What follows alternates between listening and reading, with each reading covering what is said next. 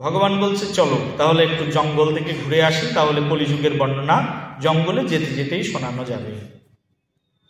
জঙ্গলে গেলেন ভগবান শ্রীকৃষ্ণ 5 ভাইকে নিয়ে, আর 5 ভাইকে বললেন এই 5টি পথ পরিভ্রমণ করে আমার কাছে ফিরে আসো, আমি এখানে চুপচাপ এই গাছের নিচে বসে একটু রেস্ট করি।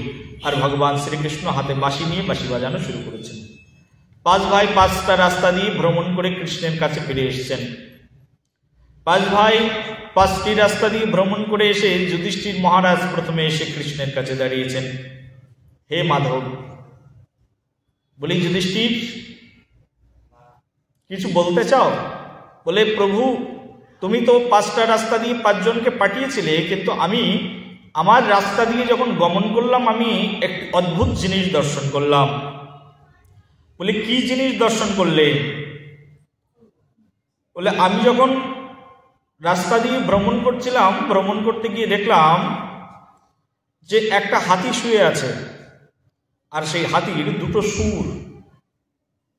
এর কারণটা কি প্রভু? এতদিন ধরে ভ্রমণ করছি, কখনো এরকম দেখিনি, আজকে এরকম আজব জিনিস দেখলাম। একটা হাতির কটা সুর মায়েরা? একটা হাতির কটা সুর হয়? বলে আমি আজকে দেখলাম একটা হাতির 2টো সুর। এই যে 2টো সুর একটা হাতির। বলে কৃষ্ণের কাছে গিয়ে নিবেদন জানালেন যুধিষ্ঠির মহারাজ, একটা হাতির 2টো সুর কারণ কি? ভগবান শ্রীকৃষ্ণ বলল এটাই তো কলি। বুঝতে পারলে না? বলি কি করে কলি? যে ওই যে তুমি বললে যে কলিযুগ কেমন হবে দেখতে চাই, তাই তোমাকে দেখালাম কলিযুগ কেমন হবে। কিছুই তো বুঝলাম না। বলি কলিযুগের মানুষের মুখ একটা হবে, কিন্তু স্বভাব হবে দুমুখ। বলো রাধে রাধে, প্রেম সে বলো। কলিযুগের মানুষ সকালে একটা বলবে, আবার বিকালে আর একটা বলবে। এখনই বলবে আমি তোমার সঙ্গে আছি, সেকেন্ডের মধ্যে পাল্টে খেয়ে বলবে আমি তোমার সঙ্গে নেই। কলিযুগের মানুষ সবাই এরকম। যুধিষ্ঠির মহারাজ বলছে এই প্রভু কি ভয়াবহ। হ্যাঁ, যুধিষ্ঠির মানে তো সত্যনিষ্ঠ। দাপর যুগের মানুষ কেমন ছিল? সত্যনিষ্ঠ, আর্য বাক্যে সম্মান, বৈষ্ণবের সম্মান। বিশ্বদেব প্রতিজ্ঞা করেছেন বিয়ে করবো না, করেনি কোনোদিন। চিন্তা করতে পারেন দাপরের মানুষ কেমন? যুধিষ্ঠিরকে বলছেন, কৃষ্ণ নিজে বলছেন তুমি বলো অশ্বত্থামা হত। বলছে না না না না আমি বলতে পারবো না। এই তো স্তবত করছে, একটা মিথ্যে কথা বলার জন্য কতবার ভাবলেন যুধিষ্ঠির মহারাজ। অনেক সময় রিহার্সেল দিয়ে দিয়ে তারপরে বললেন অশ্বত্থামা হত ইতি, আবার ইতি দিয়ে ওর মধ্যে আবার গজ লাগিয়ে দিয়েছে। হ্যাঁ, বুঝতে পারলেন তো? বলো রাধে রাধে, প্রেম সে বলো। যুধিষ্ঠির মহারাজ বলছে প্রভু এইরকম কলিযুগ, এই তো কলি তোমাকে দর্শন করালাম। একজন মানুষের একটাই মুখ, একটাই মন, একটাই দেহ, কিন্তু ভিন্ন ভিন্ন বাতাবরণ থাকবে কলিযুগের মানুষের। কলিযুগের মানুষ এইরকম, তারা সত্য মিথ্যা বিচার করবেন না, যখন যা খুশি তাই বলবেন মুখ দিয়ে। তাদের মুখ খুব সিরিয়াস মুখ হবে, তাদের বদন খুব সিরিয়াস। মানুষ সবচেয়ে বেশি পাপ এই মুখ দিয়ে করে, জানো তো? কি দিয়ে করে? মুখ দিয়ে বেশি পাপ করে। সেই জন্য বৃন্দাবনে আমার পরিচিত একজন সাধু আছে, তিনি 40 বছর ধরে কথা বলেননি। বলো রাধে রাধে। বয়স 60 বছরের কাছাকাছি হবে, 40 বছর কথা বলেননি। কথা বলতে পারেন, কথা বলেন না, 40 বছর হয়েছে। কি করেন? তার চেহারাটা এরকম লিকলিকে, তার মানে একেবারে ক্ষীণ শীর্ণকায়। বৃন্দাবনে থাকেন, বসে বসে ভজন করেন, কথা বলেন, জপের মালা নিয়ে হাতের মধ্যে রেখে দেন, সারাদিন হরে কৃষ্ণ কৃষ্ণ কৃষ্ণ হরে হরে, হরে রাম রাম নাম হরে। মুখ দিয়ে আমরা যত পাপ করি এত পাপ আর অন্য কিছু দিয়ে করি না। সেই জন্য আমাদের রূপ গোস্বামী পাদ বর্ণনা করছেন বাচ ও বেগম, জানেন শ্লোকটা? পড়েছেন উপদেশামৃত?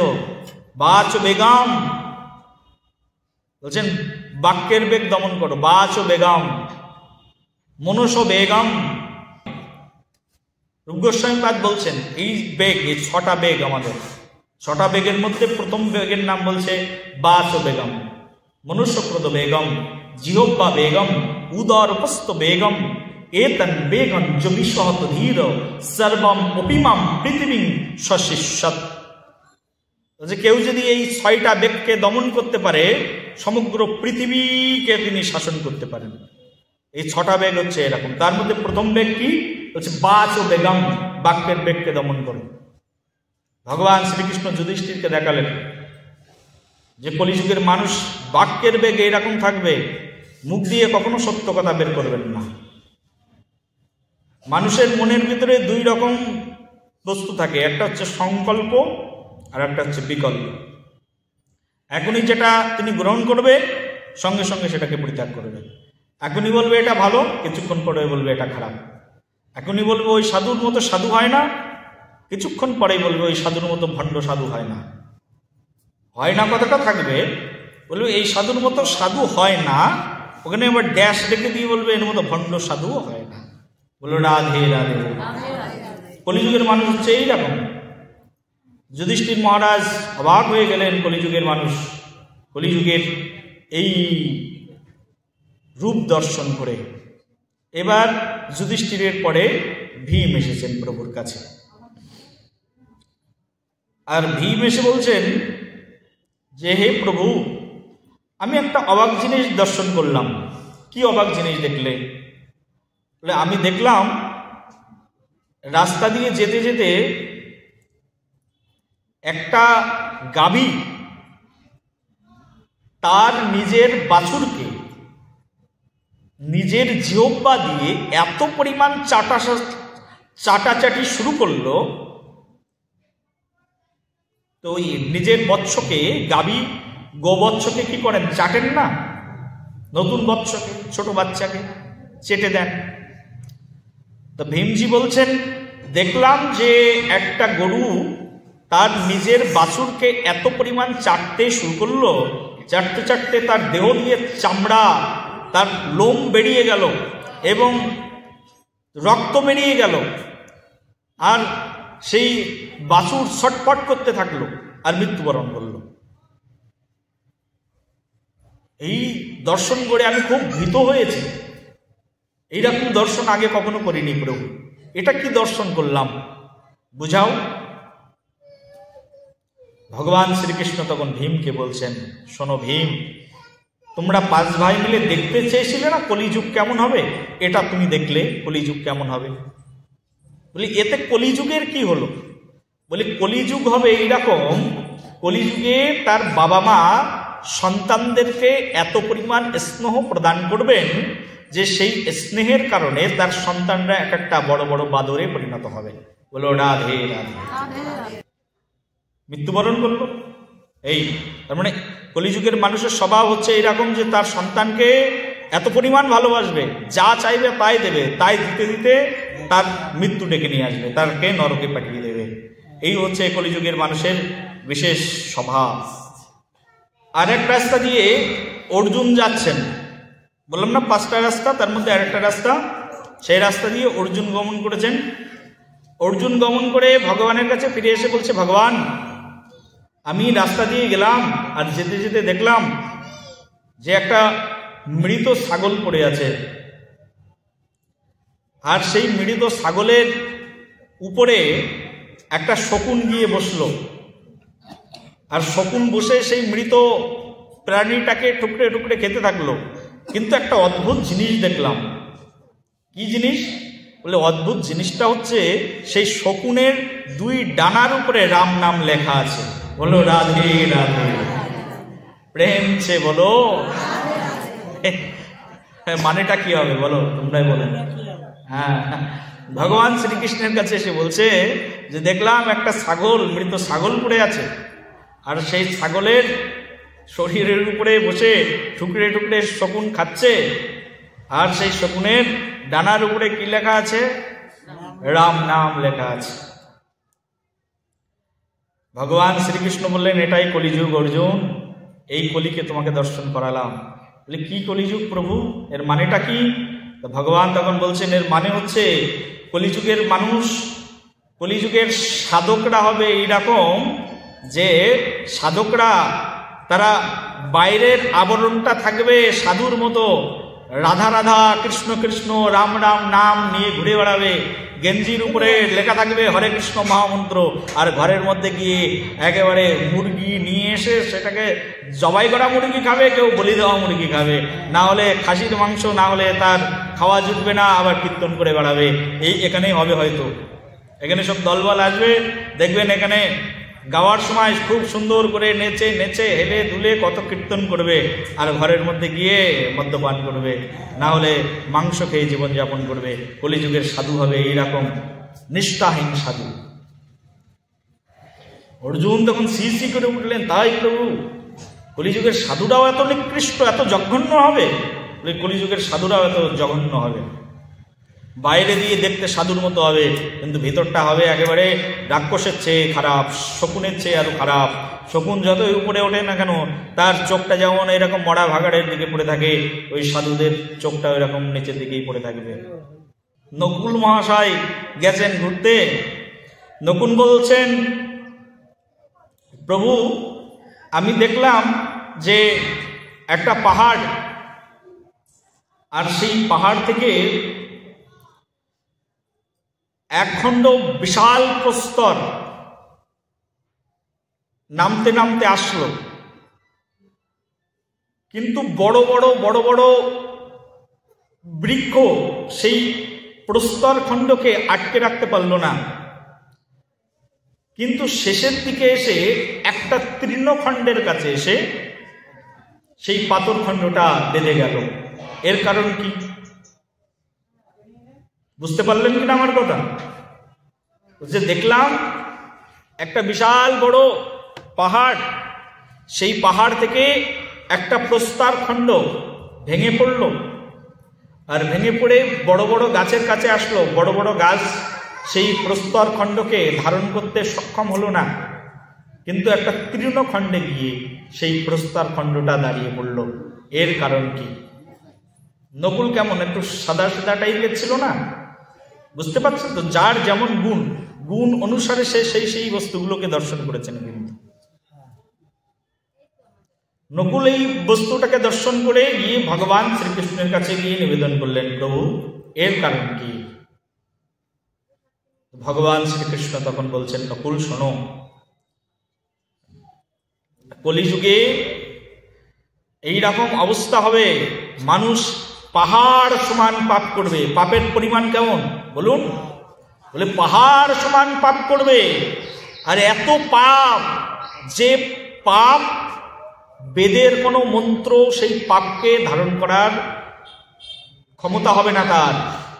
কোনো তীর্থস্নানে গিয়ে স্নান করলে, তীর্থস্থানে গিয়েছে বা কোনো গঙ্গা যমুনা প্রয়াগ আদি নর্মদা আদি কোনো তীর্থে গিয়ে স্নান করলেও সেই পাপ তার ধ্বংস হবে না। এগুলো বড় বড় বৃক্ষের মতো তো এক একটা তীর্থ, এইসব জায়গায় গিয়ে তার ধ্বংস হবে না পাপ। কিন্তু সেই পাপ এত কিছুতে বেদের স্তব করে ধ্বংস হবে না, তীর্থে গিয়ে স্নান করে ধ্বংস হবে না, বিশাল বিশাল যজ্ঞ করলে ধ্বংস হবে না, কিন্তু সেই পাহাড় সমূহ পাপ একমাত্র একটা ছোট্ট মন্ত্র উচ্চারণের মাধ্যম দিয়ে ধ্বংস হয়ে যাবে। আর সেই মন্ত্র হচ্ছে হরে কৃষ্ণ কৃষ্ণ কৃষ্ণ হরে হরে, হরে রাম রাম রাম হরে হরে। এই বলি এত কিছু করে যে পাপ ধ্বংস হয় না, সেই পাপ ধ্বংস হয় একটা ছোট্ট মন্ত্র উচ্চারণ। কমন জাতীয় সঙ্গীত হরে কৃষ্ণ মহামন্ত্র, এই শব্দ উচ্চারণ করলে তার সেই পাপ ধ্বংস হয়ে যাবে। বুঝতে পারলেন তো? বুঝতে পারলে সবাই একবার বলুন, দুহাত তুলে বলো রাধে রাধে। এবার সহদেব এসেছেন ভগবান শ্রীকৃষ্ণের কাছে। সহদেব এসে বলছেন, প্রভু আমি একটা অবাক জিনিস দেখলাম। বলে, কি দেখলে তুমি? সহদেব বলছেন, প্রভু দেখলাম বিশাল একটা পুষ্করিণী, বিশাল বড় পুষ্করিণী। সেই পুষ্করিণীর মধ্যে অথই জল থাকার কথা, কিন্তু এত গভীর সেই কুয়া, তার মধ্যে কোনো জলই নেই। এত বড় কুয়া দেখলাম, সেই কুয়ার অন্ত নেই, তার মধ্যে কোনো জলের বিন্দু পরিমাণে কোনো জল পাওয়া যাচ্ছে না। আমার মনের ভিতরে এরকম হলো, এত বড় কুয়া কিন্তু জল নেই কেন? আমি কুয়ার নিচে নামলাম, ভিতরে গিয়ে খোঁচাতে শুরু করলাম।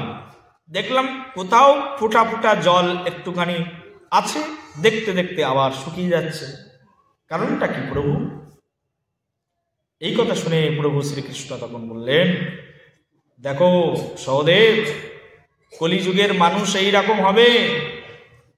বিশাল বড় রাজপ্রাসাদের মতো গৃহের মধ্যে বাস করবে, কিন্তু সেই গৃহের মধ্যে নিজের ঘুমানোর জন্য showcase, table, furniture, air condition সব কিছু থাকবে, কিন্তু সেই ঘরের মধ্যে কোনায়ও ভগবান শ্রীকৃষ্ণের একটা বিগ্রহ দেখা যাবে না। বলো রাধে, প্রেম সে বলো আরো জোরে। সত্যি কিনা? কলিযুগে সেরকম কিনা? সবার গৃহ কিন্তু এই আমার দাদু মহাশয়ের এই গৃহের মতো নয়। মন্দির থাকবে না সবার বাড়িতে। ইনি বাড়ি করার সময় ভেবেছেন যে বাড়িতে একটা মন্দির থাকা দরকার, বাড়ি একটা মন্দির বানিয়েছেন। সবার বাড়ি এরকম থাকবে না। বিশাল বড় বড় বিল্ডিং, বড় বড় রাজমহল, কিন্তু তার মধ্যে ভগবানের জন্য আসল ব্যক্তি যিনি জন্ম দিয়েছেন, যিনি আহার দিয়েছেন, যিনি আমাদের সব ব্যবস্থাপনা দিয়েছেন, তার সেবার জন্য কোনো ব্যবস্থা থাকবে না কলিযুগে। এই হচ্ছে কলিযুগের মানুষ।